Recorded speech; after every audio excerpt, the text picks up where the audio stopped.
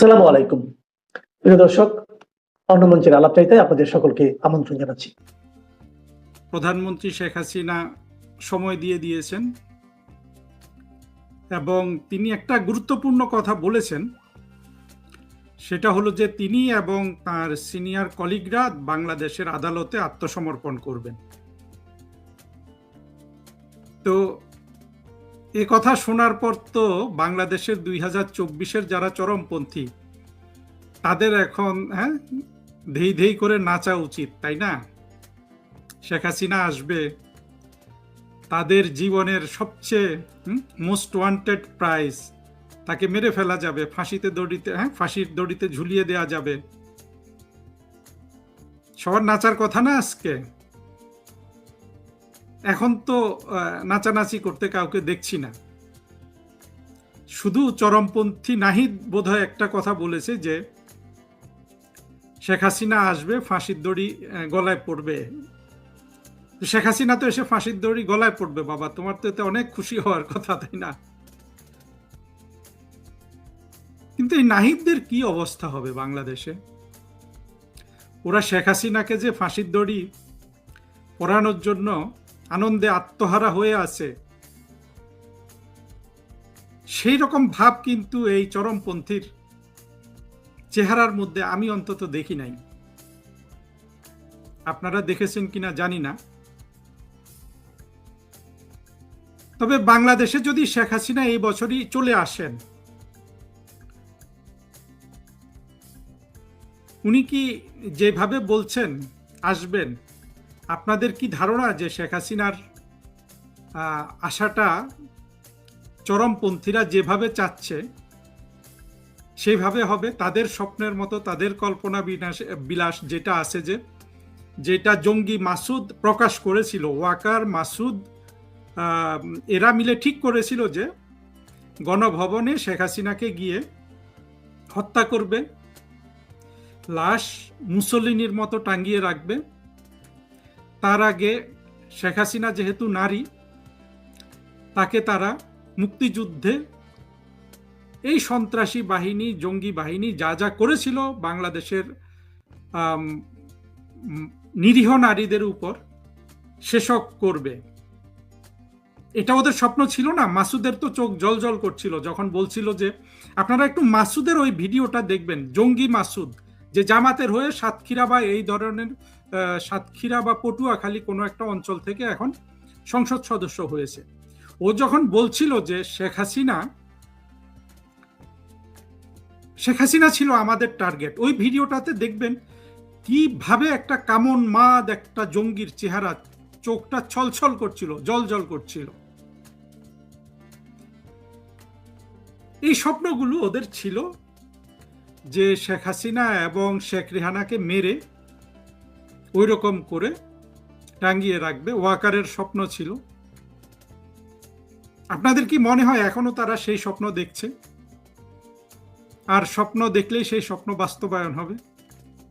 24-এর জঙ্গি উত্থান বারবার হবে, বারবার মানুষ ওদের সাথে, ওরা যেভাবে ডেকেছিল মানুষকে, নিজেরা শিশু মেরে ফেলে, ঘরে ঢুকে শিশু মেরে ফেলে, রাস্তায় নিরীহ জনগণ মেরে ফেলে, তারপরে আবু সাইদ, মুগ্ধ, এইরকম, কোনোটা কুৎসিত, কোনোটা সুশ্রী। যেমন আবু সাইদ ছিল একটা কুৎসিত জঙ্গি দেখতে শুনতে, আবার একেবারে নাদুস নুদুস জঙ্গি মুগ্ধকে নামিয়ে দিয়েছিল। এইভাবে বিভিন্ন শ্রেণীর জঙ্গিদেরকে আত্মঘাতে প্রলুব্ধ করে, আগেই টাকা পয়সা দিয়ে ওদেরকে বেহেশতে পাঠিয়ে দিয়ে, মানুষকে যেভাবে পঙ্গপালের মতো রাস্তায় নামিয়েছিল, সেটা তারা কি এখন করতে পারবে? নাকি এই মানুষগুলো এখন শেখ হাসিনার পক্ষে রাস্তায় নামবে?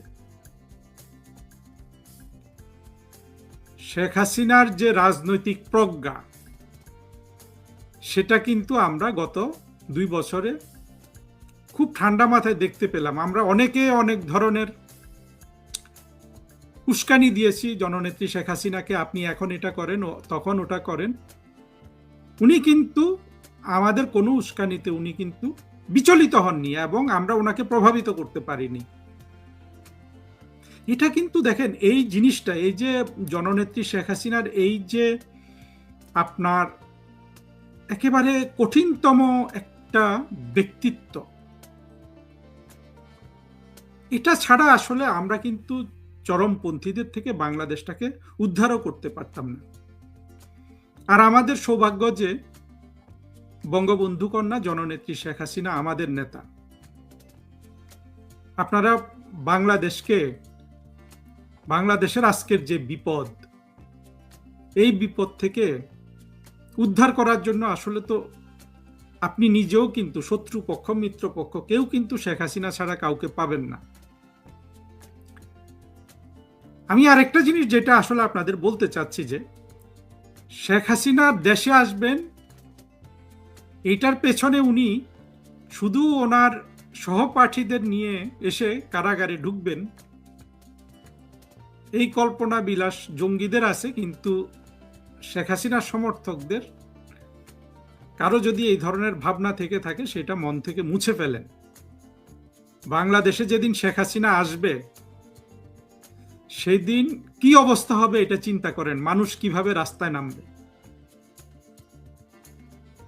এমনও হতে পারে সবাই পালিয়ে গেছে তার আগেই। আর একটা জিনিস বুঝতে হবে যে শেখ হাসিনা কিন্তু সাংবিধানিকভাবে এখনো বাংলাদেশের প্রধানমন্ত্রী।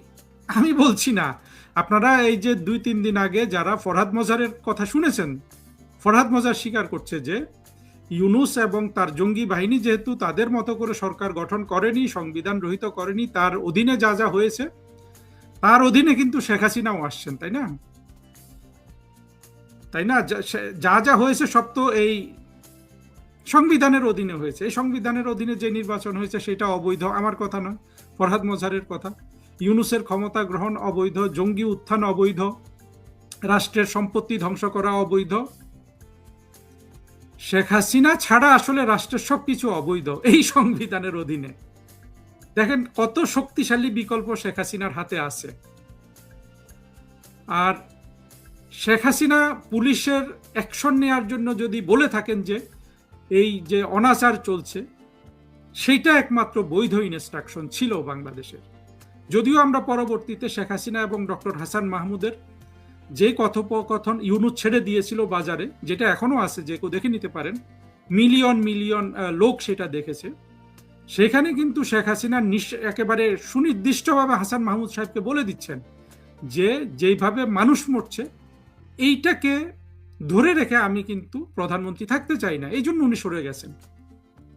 আমরা অনেক কষ্ট পেয়েছি এইভাবে, কারণ হলো যে আমরা এখানে শেখ হাসিনাকে উনি যেই মানবিকতার জায়গা থেকে জঙ্গিদের দেখেছেন সেটাকে আমি বর্তমানে বা আমরা অনেকে আর সমর্থন করি না, কারণ আমরা দেখেছি বঙ্গবন্ধুর মানবিকতাকে ওরা জবাব দিয়েছে, বঙ্গবন্ধুকে হত্যা করে।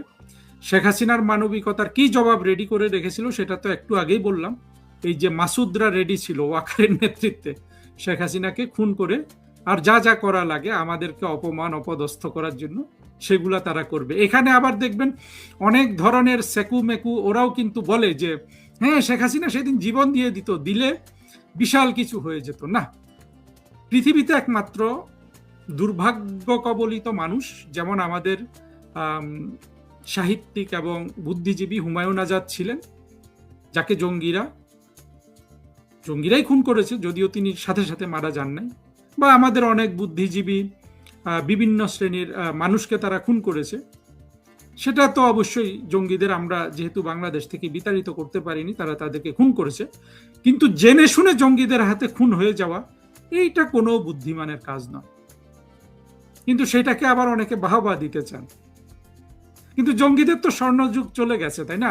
24-এর উত্থানের পর জঙ্গিরা বাংলাদেশে কি করতে পারে, কোন ধরনের দারিদ্র, কোন ধরনের অনাচার, কোন ধরনের বেয়াদবি, কি কি করতে পারে, প্রতিটা নমুনা কিন্তু তারা দিয়ে দিয়েছে বাংলাদেশের মানুষকে। সেই নমুনা, হ্যাঁ আমি এটা স্বীকার করি যে সেটার পরিপূর্ণ প্রভাব আমাদের সবার উপর পড়ে নাই, কারণ 1971 সালের 16 ডিসেম্বর থেকে এই যে ফুয়াদ নামক যে জঙ্গি, দেখেন ওর কথা শুনলে তো আমারই মনে হয় যে ওর কথা আর একটু শুনি।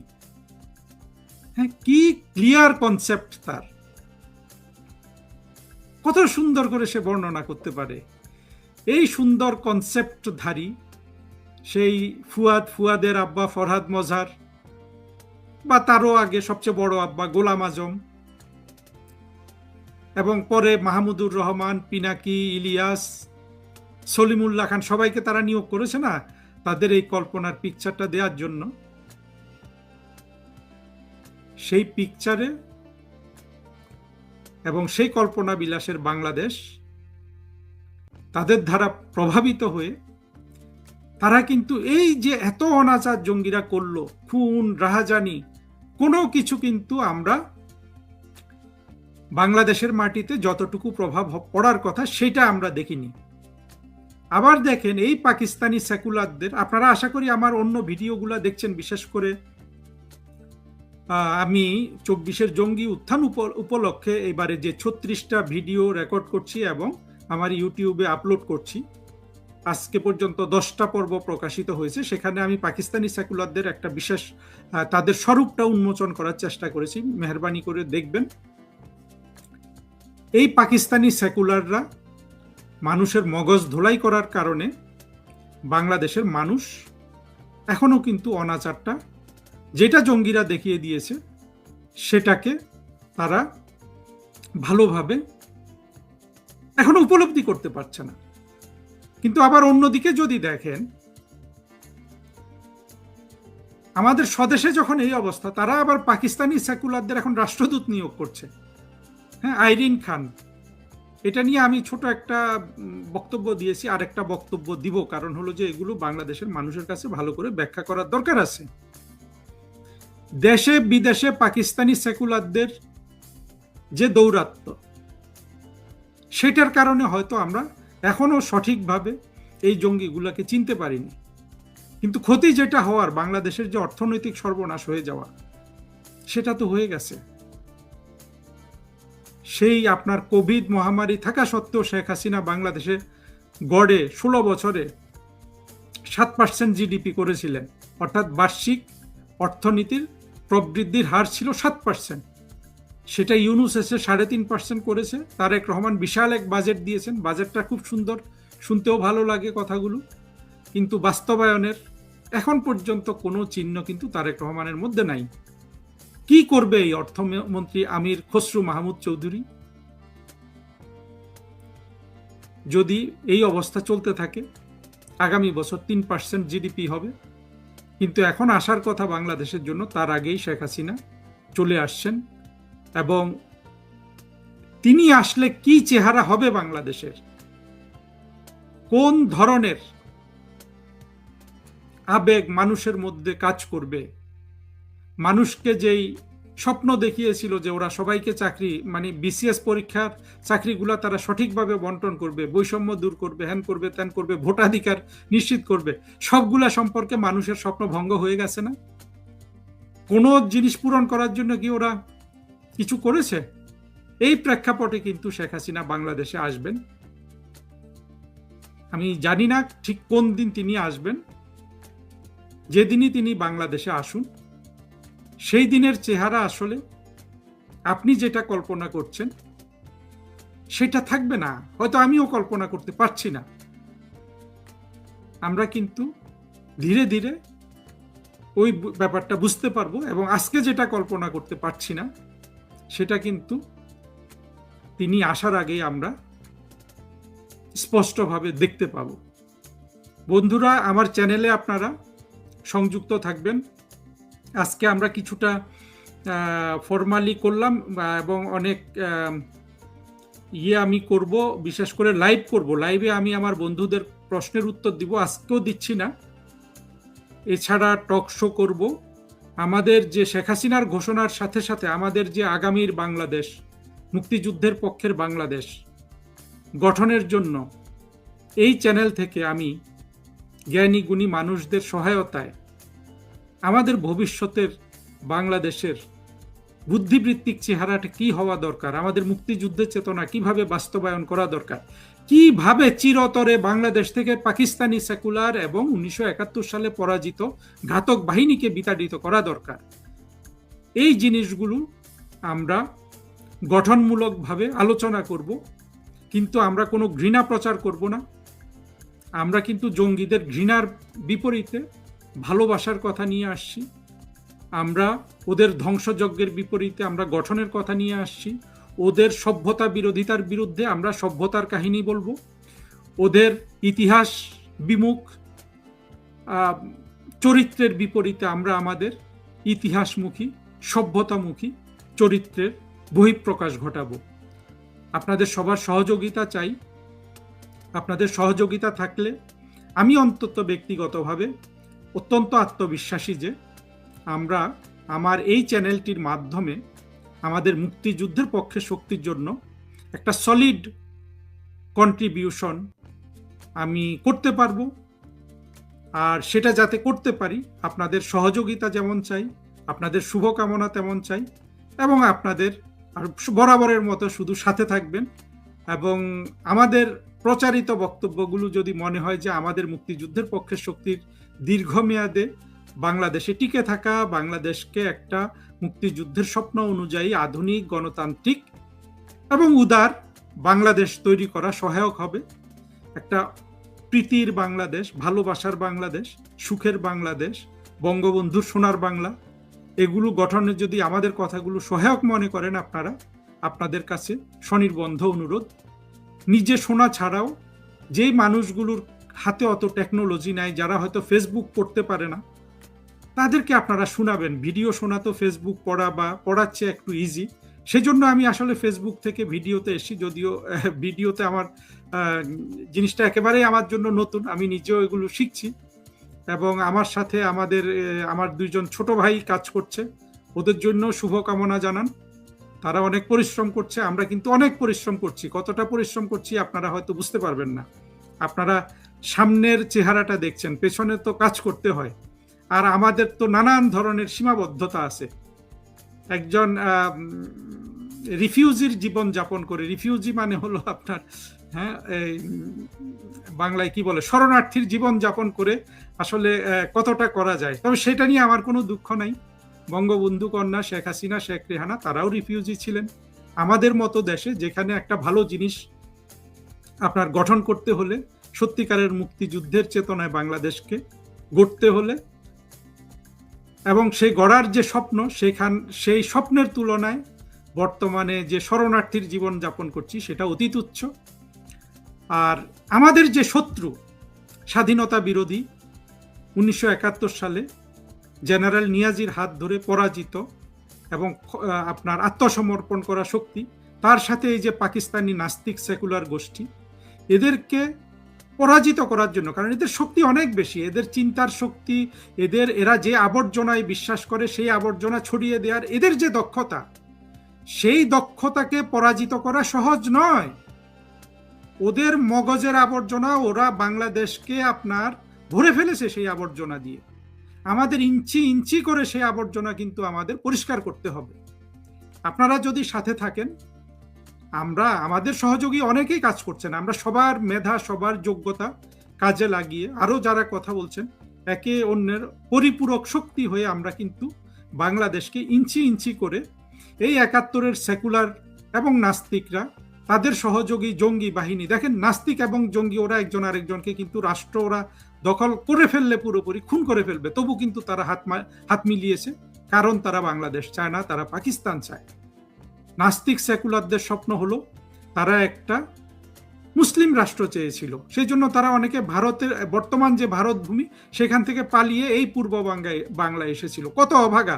ওরা যদি পশ্চিম পাকিস্তানে চলে যেত, বদরুদ্দিন উমর যদি পশ্চিম পাকিস্তানে চলে যেত, কিংবা রেহমান সোভান এবং আরো যারা যারা এসছে, কত লোক আমরা দেখি, আমি নামগুলো এখানে বলছি না, আমি অনেক লোককে চিনি, এরা সব পশ্চিম বাংলা থেকে এসে, ওরা যদি আপনার পশ্চিম পাকিস্তানে চলে যেত, ওদের স্বপ্ন কিন্তু পূরণ হয়ে গিয়েছিল। পাকিস্তান তো সেই রাষ্ট্র আছে, দুর্ভাগ্যবশত নৈকট্যের কারণে ওরা পূর্ব বাংলায় এসেছিল, পূর্ব বাংলা বা পূর্ব পাকিস্তান স্বাধীন হয়ে বাংলাদেশ হয়ে গেছে, তাদের স্বপ্ন ভঙ্গ হয়ে গেল। সেই স্বপ্ন পুনরুদ্ধারের জন্য এরা স্বাধীনতা বিরোধী জঙ্গি শ্রেণীর সাথে হাত মিলিয়ে আমাদের 2024-এর জঙ্গি উত্থান করে ফেললো। জঙ্গি উত্থান করে বাংলাদেশটাকে পুরোপুরি ধ্বংস করে দিল। ইউনুস বাহিনী দিয়ে লুটেরা শ্রেণীকে ছেড়ে দিয়ে আগে অর্থনৈতিকভাবে লুটপাট এবং অর্থনৈতিকভাবে ধ্বংস করে দিল। 2 লক্ষ কোটি টাকা ইউনুস ঋণ করে চলে গেছে, চিন্তা করেন। 2 বছরেরও কম সময়, কেউ কিন্তু তাকে কিচ্ছু বলছে না। মানুষের উপর, এই যে বাংলাদেশের 18 কোটি মানুষের উপর, এমনকি যেই সব মানুষ পোটেনশিয়াল জঙ্গি হয়ে গেছে, যে 2 কোটি জামাত হেফাজতকে সহায়তা করে, তাদেরও তো দুর্ভাগ্য নিয়ে এসছে ইউনূস বাহিনী। সেই দুর্ভাগ্যকে পরাজিত করার জন্য জননেত্রী শেখ হাসিনা বাংলাদেশে আসবেন এবং তিনি তার স্বপ্নের, তার যে জীবনের এই শেষ যে যুদ্ধটা, যেটা বাস্তবায়িত না হলে বাংলাদেশও আর থাকবে না। এই বাংলাদেশ হয়ে যাবে আফগানিস্তানের চেয়ে অনেক খারাপ, কারণ আফগানিস্তানে মাত্র 3.5 কোটি মানুষ, ওদের খাদ্যের মানে 3.5 কোটি মানুষ তো আফগানিস্তানের মতো এত বড় দেশে আপনার খাবার দাবার, আপনার লতা পাতা খেয়েও বেঁচে থাকতে পারে। বাংলাদেশে তো সেটা সম্ভব না। ছোট 56,000 বর্গ মাইলে 18-20 কোটি মানুষ কি আফগানিস্তানের মতো লতা পাতা খেয়ে বেঁচে থাকতে পারবে? এখানে অনেক চ্যালেঞ্জ। সেই চ্যালেঞ্জ মোকাবেলা করার জন্য জননেত্রী শেখ হাসিনা আসবেন। ওনার যে কোনো আসার ঘোষণায় আমরা খুশি হই। পাশাপাশি আসুন আমরা অনেকে প্রতিজ্ঞা করি, নিঃস্বার্থে আমরা জননেত্রী শেখ হাসিনার হাতকে এবার শক্তিশালী করব। আগে যারা অর্থবিত্ত করেছেন তাদেরকেও আমরা এবার প্রত্যাখ্যান করব।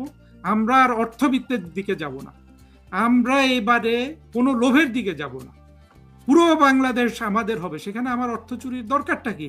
আমি, আমার সন্তান, আমার সন্তানের সন্তান যদি এই ভূমিতে নিশ্চিন্তে জীবন যাপন করতে পারে, আমরা যদি মানুষের মৌলিক চাহিদা পূরণ করতে পারি, সেই চিকিৎসার ব্যবস্থা, অন্নের ব্যবস্থা, হ্যাঁ, শিক্ষার ব্যবস্থা, আমরা যদি সম্প্রীতির বাংলাদেশ গড়ে তুলতে পারি, সেখানে তো একজনের চুরি করে 1000 কোটি টাকার মালিক হয়ে যাওয়ার দরকার নাই। কোনো সরকারি কর্মচারীর আপনার ঘুষ খেতে খেতে একজনের 500-1000 কোটি টাকার মালিক হয়ে যাওয়ার দরকার নাই। আমরা, আমার এই চ্যানেল থেকে আমি অন্তত মানুষকে সেই দিকটাও কিন্তু অনুপ্রাণিত করতে চাই।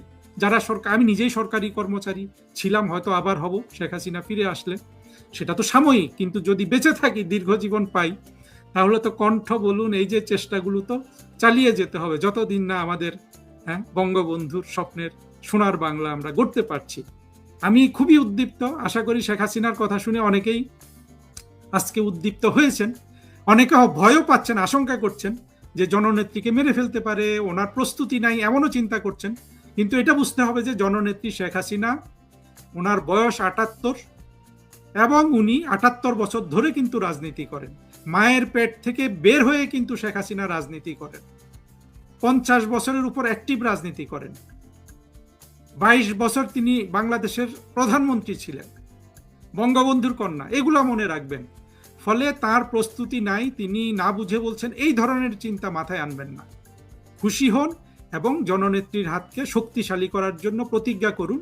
আমরা রক্তপাতহীনভাবে আমরা কিন্তু জঙ্গিদের পরাজিত করব, তাদের বিচার করব। আমরা কারো উপর অন্যায় করব না। আমাদের উপর যে অন্যায় তারা করেছে তার জবাব আমরা কিন্তু আইনিভাবে দেব। কিন্তু আমরা এই জঙ্গি শ্রেণী, স্বাধীনতা বিরোধী পাকিস্তানি সেকুলার, কে কত বড় কবিতা লিখতে পারে, কে কত বড় বক্তৃতা দিতে পারে, কে কত বড় বুদ্ধিজীবী, এগুলো আমরা আসলে দেখব না। আমরা এদের রাজনৈতিক, অর্থনৈতিক, আজকে আরেকটা শব্দ যোগ করলাম, আগে বলেছিলাম রাজনৈতিক, অর্থনৈতিক ক্ষমতা আমরা এদের শূন্য করব, এদের বুদ্ধিবৃত্তিক ক্ষমতাটাকেও আমরা শূন্য করব। 3টা ক্ষমতা আমরা শূন্য করে বাংলাদেশকে মুক্তিযুদ্ধের পক্ষে আমরা ফিরিয়ে আনব। সেখানে আমরা অবশ্যই বাংলাদেশের মূলধারার যেসব রাজনৈতিক দল, জাতীয় পার্টি, বিএনপি, তাদেরকেও আমাদের সহযোগী করব। কারণ হলো, এত মানুষকে তো আপনার এই স্বাধীনতা বিরোধীদের সাথে কোরবানি দিয়ে দেয়া যাবে না। যদিও আমি ফিজিক্যাল কোরবানির কথা কখনো বলছি না। আমাদের হবে মূল একেবারে যে মূল শ্রেণীটা বাংলাদেশকে দেখতেই পারে না, বাংলাদেশকে চায় না, পাকিস্তানকে চায়, পাকিস্তানকে পাওয়ার জন্য সব ধরনের ঘৃণা, বিদ্বেষ, খুন, রাহাজানি, অশান্তি জিয়ে রাখে, তাদেরকে আমরা বাংলাদেশ থেকে সত্যিকার অর্থে তাদের সকল ধরনের ডমিনেন্স, সকল ধরনের ইনফ্লুয়েন্স আমরা শূন্য করে দিব। সেটা বুদ্ধিবৃত্তিক, অর্থনৈতিক এবং রাজনৈতিক। ধন্যবাদ বন্ধুরা এতক্ষণ সাথে থাকার জন্য।